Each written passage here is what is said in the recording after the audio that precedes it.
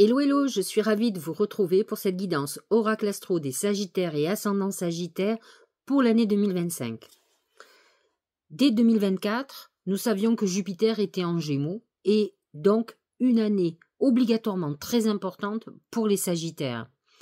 Ça n'a pas obligatoirement été l'année la plus simple puisque nombre de Sagittaires ont pu avoir des problèmes juridiques, administratifs, certains des soucis de santé. En tout cas, c'était une année qui n'a pas été sans demi-mesure, en tout cas qui n'a pas été calme. On sait que les Sagittaires aiment que ça bouge, vous avez été gâtés. Nous savons sur cette année 2025 que Jupiter continue son parcours en Gémeaux, donc il va continuer à être placé dans votre maison 7, maison du couple. Il peut amener à la fois des légalisations, un achat en commun, un mariage, un pax, mais aussi une désunion. Vous pouvez aussi avoir des problématiques au niveau de vos associés. Vous pouvez avoir des problématiques au niveau administratif et juridique et sur des contrats que vous pouvez signer ou qui puissent s'annuler.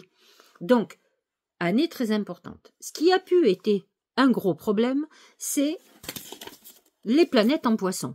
Parce que le poisson est en carré avec votre signe. Et donc, Saturne et Neptune sont positionnés dans votre maison 7, dans votre maison 4, pardon. Maison 4, maison du foyer, maison de la famille, du lieu de vie. Et donc, Saturne a amené quelques contrariétés dans cette maison, dans ce thème-là, mais Neptune était là bien placé. Alors Neptune ne touche que les derniers décans, des Sagittaires, ceux qui sont en fin de signe. Mais Saturne a été un empêcheur de tourner en rond l'année dernière et va continuer à bloquer pour le moment les deuxièmes décans en janvier-février, autour jusqu'au à peu près 23 février.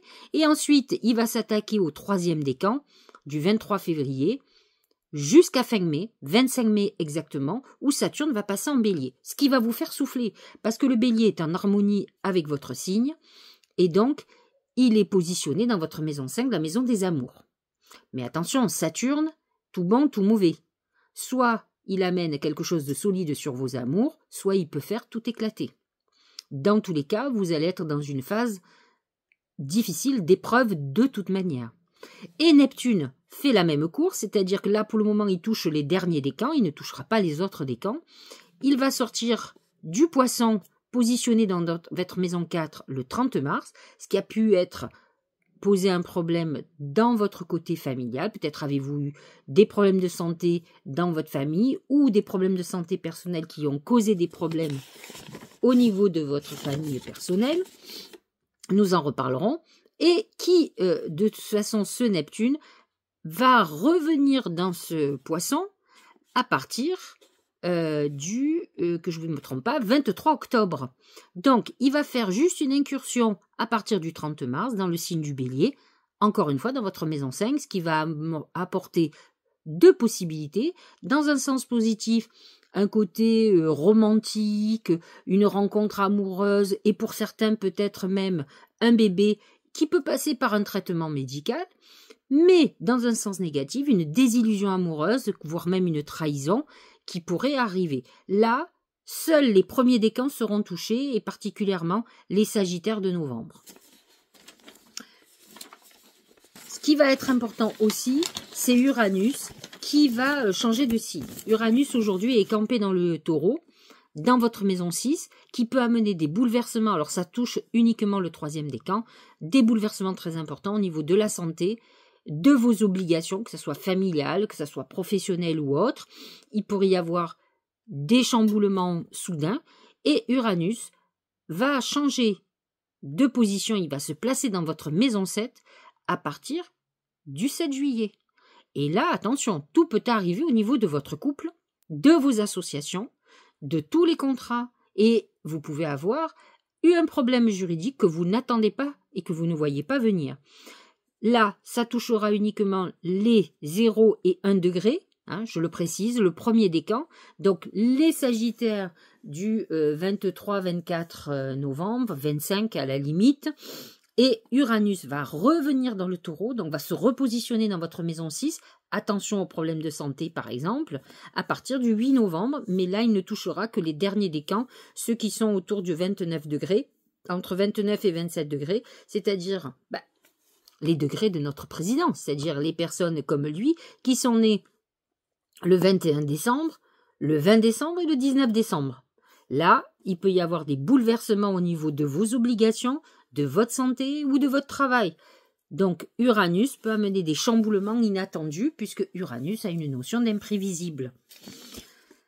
Voilà pour l'année 2025 qui, à mon avis, va être rock'n'roll, mais nous rentrerons dans les détails tout à l'heure. Donc, autant vous dire que vous êtes, on va regarder pour chaque décan, mais vous allez être vraiment mis à contribution sur cette année 2005. Vous ne faites pas partie des signes où on va se dire ça va être de tout repos, c'est impossible. Premier décan, ce sont les personnes qui sont nées du 22-23 novembre au 1er décembre. Beaucoup de bouleversements pour ce décan, avec à la fois des événements très intéressants, puisque on peut dire que votre vie n'a pas été de tout repos, et dès le mois de février, il va y avoir des belles compensations pour vous. Il va y avoir Vénus, planète de l'amour, qui va être dans votre signe de l'amour, c'est-à-dire le bélier, positionné dans votre maison 5, et donc qui va vous apporter du réconfort et pourquoi pas une nouvelle histoire d'amour. L'entrée de Neptune en bélier fin mars aussi, suivie de celle de Saturne fin mai, viendra renforcer ce côté maison 5, conjoncture qui mettra en lumière votre expérience et votre intuition.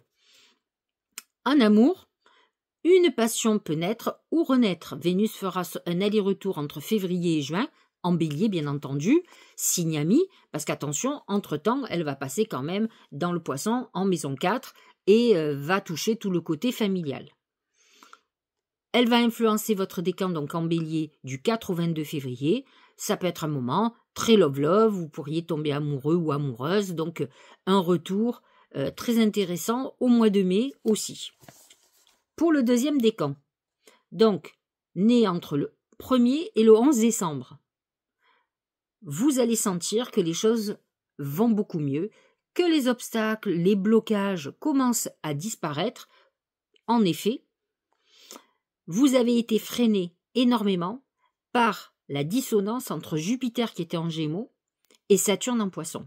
Je vous l'expliquais tout à l'heure au début. De toute façon, Saturne est en carré avec le Gémeaux et avec le Sagittaire, puisque le Gémeaux est votre signe complémentaire et opposé.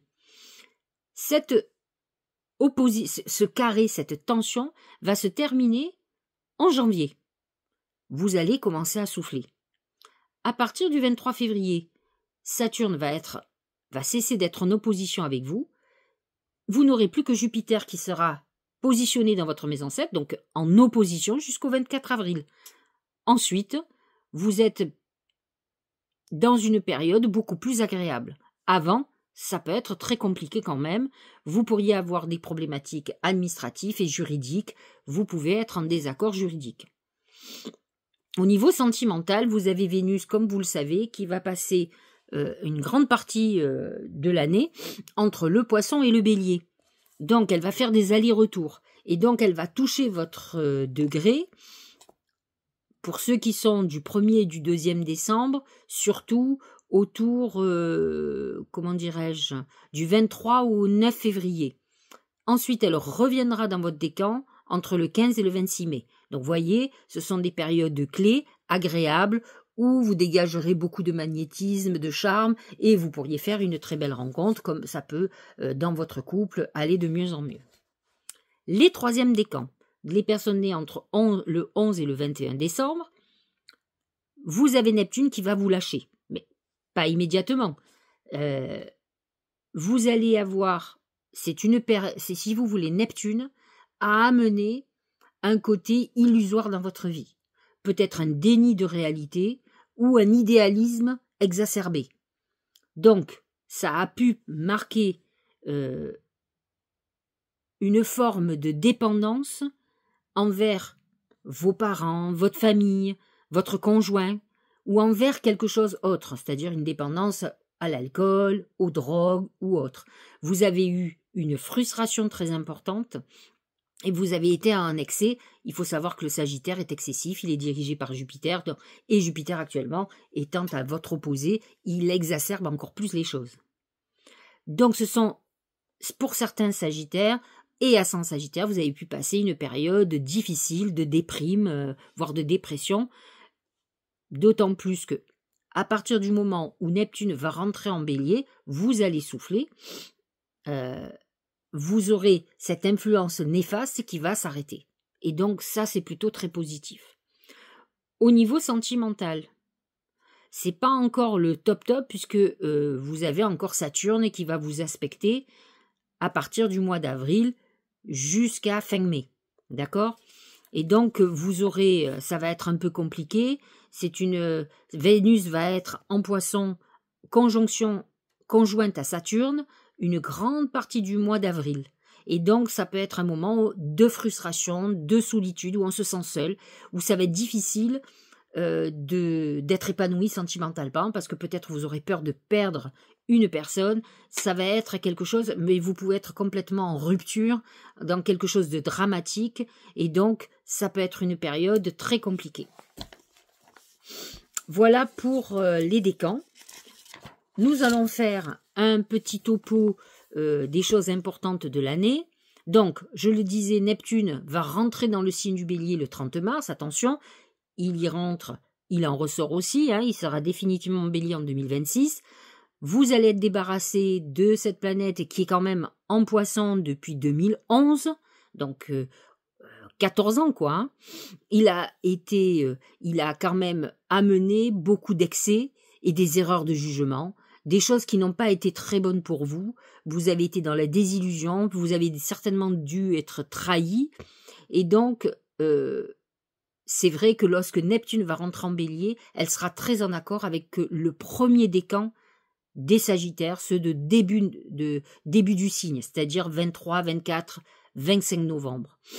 Et donc, c'est un moment où vous aurez beaucoup d'intuition, où vous pouvez être beaucoup plus porté vers la foi. En tout cas, vous allez être beaucoup plus exalté. Vous aurez envie de transformer l'essai de toutes ces périodes de désillusion qui vous ont un peu saboté votre période. Ensuite, nous avons Saturne qui quitte le Poisson. Là aussi, c'est une incursion dans l'année puisqu'il revient, il part le 25 mai, il revient en octobre. Et donc, cette planète vous a tourmenté pendant 2 ans et beaucoup plus les derniers temps sur le 3e décan. À partir du 25 mai, Saturne rentre en Bélier et va toucher surtout les premiers décans. Le Bélier est en harmonie avec vous, il est positionné dans votre maison 5, la maison de la chance, la maison de l'amour. Et donc, tout ce que vous allez entreprendre à partir de cette date, du 25 mai, et avant le 17 août, sera assez extraordinaire. C'est quelque chose qui pourra fonctionner et qui pourra s'inscrire dans la durée, dans le temps. Donc c'est des bons moments pour avoir de l'initiative et pour travailler. Ensuite, Saturne va rétrograder et va toucher surtout le 3e décan. Voilà, donc il faut faire attention. Uranus va passer en Gémeaux, dans votre signe complémentaire et opposé, à partir du 7 juillet, et il aura quand même un retour en Taureau à partir du 8 novembre, où il touchera là que les derniers décans. Donc c'est vrai que lorsqu'il va retourner en Taureau, il retournera en maison 6, où il peut y avoir des gros bouleversements pour vous au niveau professionnel de façon inattendue. Et c'est vrai que ce dernier passage d'Uranus, puisqu'après il partira définitivement en Gémeaux l'année prochaine, l'année 2026, effectivement, ça peut être la vague, j'allais dire, la plus forte. Et donc, il peut y avoir des choses qui éclatent dans votre vie. Et donc, c'est vrai que vous allez vouloir, lorsque Uranus va passer dans votre maison 7, il va y avoir des changements par rapport à votre couple, votre schéma amoureux. Et ça peut être aussi une évolution, une hypersensibilité. Mais peut-être, il peut y avoir une séparation, par exemple, ou une rencontre fulgurante. Identiquement au niveau des associés, une séparation professionnelle, quelque chose qu'on n'avait pas vu venir, comme un nouveau contrat ou une nouvelle association qui se met en place. Vous pouvez avoir aussi un événement au niveau juridique, administratif qui arrive et qui change la donne. Alors si on regarde bien dans le détail, je vous expliquais donc que effectivement, Jupiter va toucher le deuxième décan dans la maison 7, peut amener un engagement amoureux comme un contrat, une signature importante, comme vous pouvez instiguer une procédure juridique. C'est pour le deuxième décan, jusqu'à peu près mi-avril. Ensuite, Jupiter continue sa course en Gémeaux et va passer sur le troisième décan jusqu'au 10 juin. Et là, c'est la même chose sur le troisième décan. Dans un sens négatif, attention, c'est pour ces deux décans, Jupiter peut être la fin d'une histoire de couple, des procédures désagréables, la fin d'une association, beaucoup de problématiques. N'oublions pas que Jupiter est quand même la planète de la justice divine. Si vous vous êtes bien comporté, tout ira bien pour vous, mais si vous êtes mal comporté, Jupiter va appliquer sa loi de justice divine, donc ça va être très compliqué. Uranus va passer en Gémeaux, donc dans ce même signe, entre 0 et 1 degré, jusqu'au 8 novembre. Ensuite, il refera une incursion en Taureau, dans votre maison 6. Il touchera uniquement les personnes qui sont nées 21, 20 et 19 décembre. Et c'est vrai c'est le dernier passage le beaucoup plus difficile. Il peut amener des problèmes de santé, comme des gros problèmes au niveau professionnel, des revirements de situation.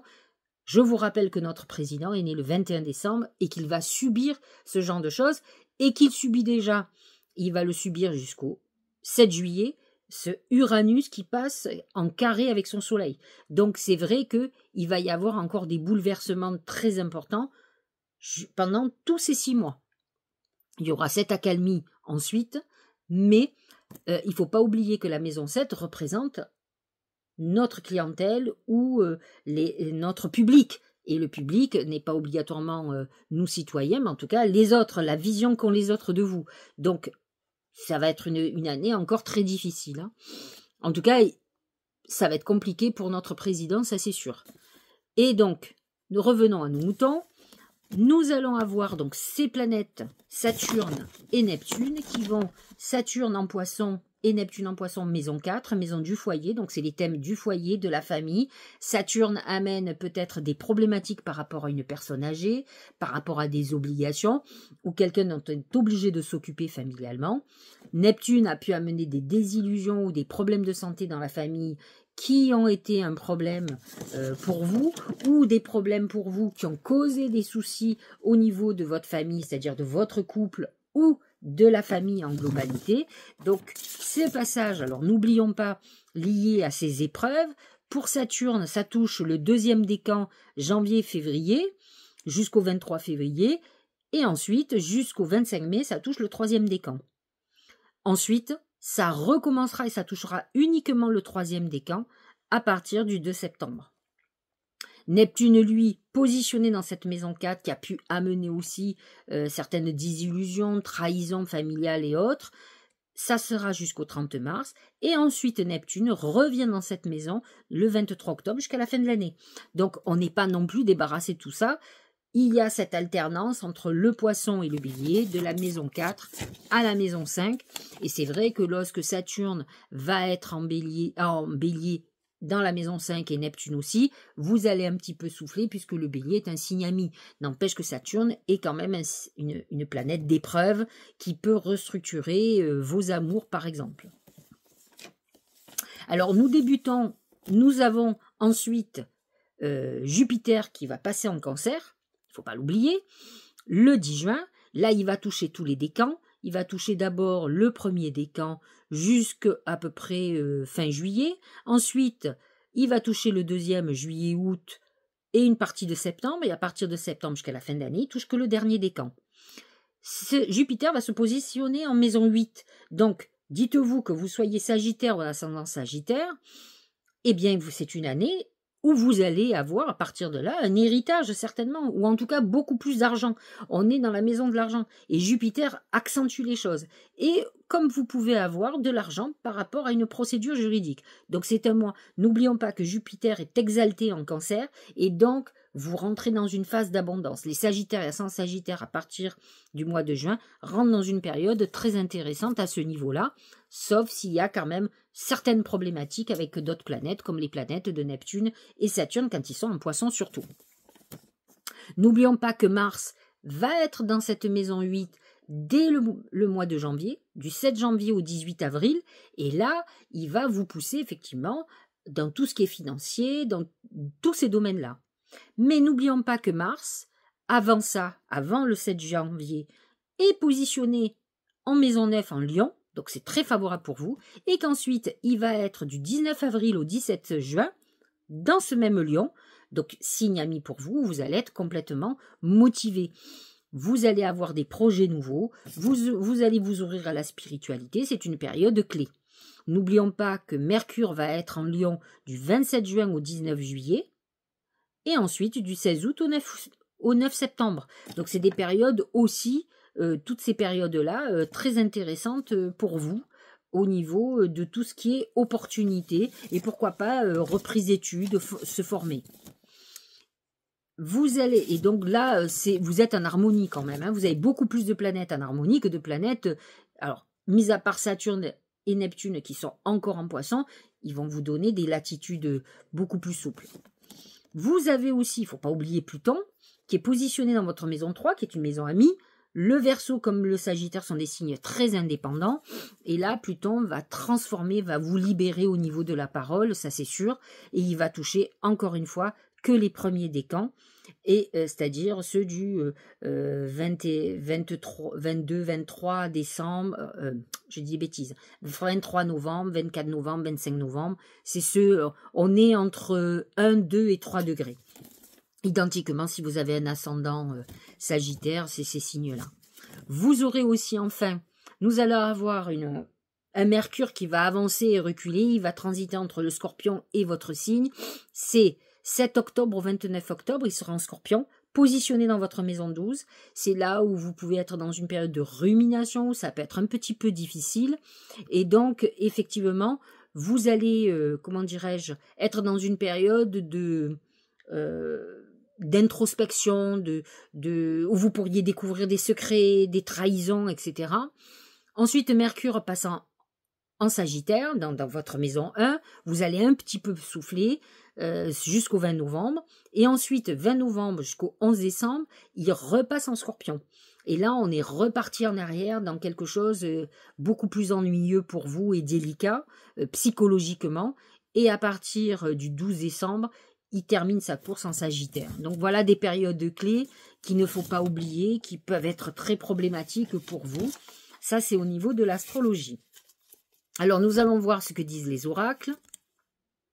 Le désert. Alors, le désert, c'est pas réjouissant, mais en tout cas, ça représente la période initiatique. C'est une période où on doit apprendre. Alors, c'est des périodes où on peut gagner beaucoup et on peut perdre beaucoup. C'est un peu la maison 9 qui est notre maison d'expérience, mais c'est des périodes qui correspondent bien à Saturne, et qui est quand même le dieu du karma, qui est là pour nous donner des leçons.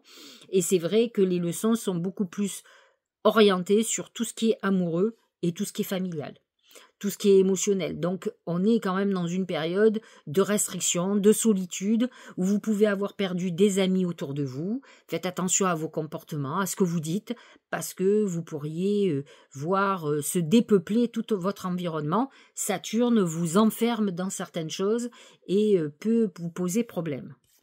Au niveau professionnel, c'est le livre. Le livre représente les études, les formations. C'est une période où vous aurez envie de beaucoup plus de connaissances, de vous ouvrir beaucoup plus. Et c'est un moment où vous pouvez être complètement dans des problèmes juridiques et administratifs, ou en tout cas, vous êtes en train de faire beaucoup de démarches à ce niveau-là. Donc, une année marquée par tous ces domaines qui peuvent être problématiques, mais on peut avoir affaire aux lois, au juridique, à l'administratif. Ça peut être une période un peu compliquée. Au niveau sentimental, c'est la montagne. On est dans une période d'épreuve au niveau affectif. Je vous le disais, Saturne va rentrer quand même en Bélier, même si c'est une maison amie, il peut mettre en épreuve et vous sentir frustré au niveau sentimental. Vous pouvez avoir des problématiques avec un enfant aussi, donc vous êtes dans une phase d'épreuve. N'oublions pas que c'est le désert. Je dis pas que ça va toucher tous les Sagittaires, mais en tout cas, les premiers décans, ça c'est sûr. Au niveau de la santé, c'est le singe, il faut faire très attention. Vous pouvez être dans une période où vous pouvez vous faire mal, souffrir, être immobilisé. Il peut y avoir une chute, il peut y avoir des problèmes pour marcher, des problèmes de dos, de vertèbres, etc. Donc attention, et c'est une période où vous pourriez être sous le coup de personnes qui vont vous manipuler. Peut-être êtes-vous la personne qui voudra manipuler les autres. En tout cas, ça peut être très problématique pour vous. Alors j'ai demandé à mes guides comment la chance a se manifester pour vous. Et là, c'est la grenouille. La grenouille, c'est la transformation, hein, c'est la métamorphose. C'est Jupiter en maison 8. Et donc, vous êtes dans une phase où, effectivement, il y a une transformation profonde de votre vie. Et il y a aussi Pluton, qui est la période de la planète de la transformation, qui est positionnée quand même dans votre maison 3, ce qui va amener un changement profond de votre relationnel, des gens autour de vous. Donc, vous avez quand même une transformation très profonde de votre environnement et vous allez avoir quelques soucis au niveau peut-être financier parce qu'il y a des transformations à ce niveau-là qui sont annoncées.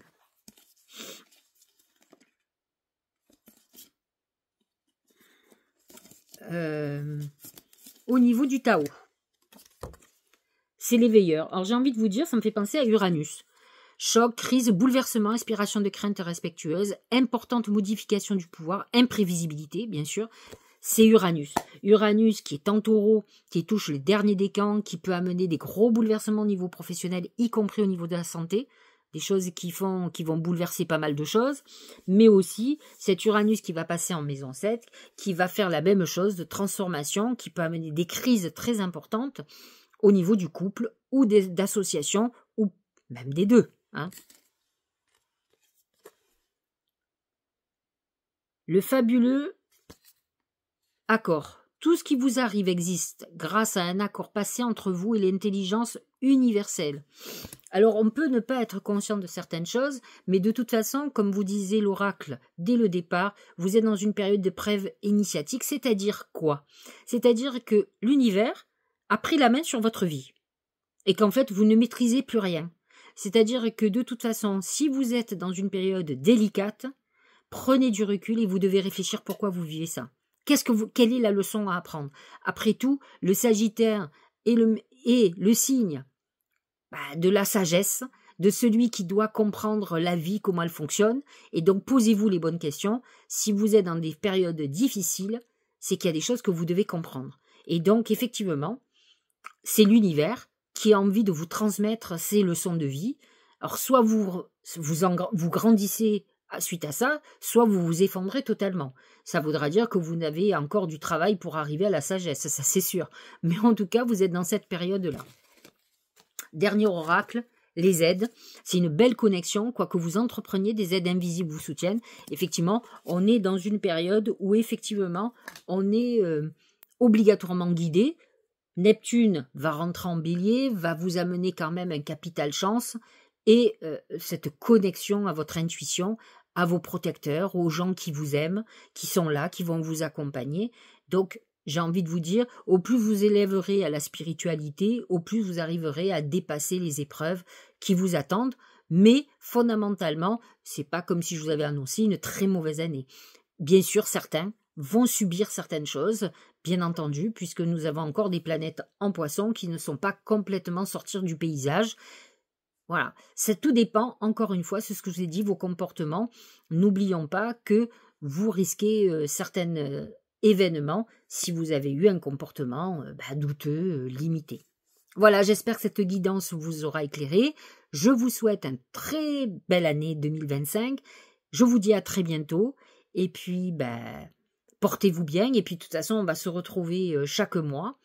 La prochaine vidéo, indépendamment des messages de l'univers, sera les guidances que je vais donner pour janvier 2025.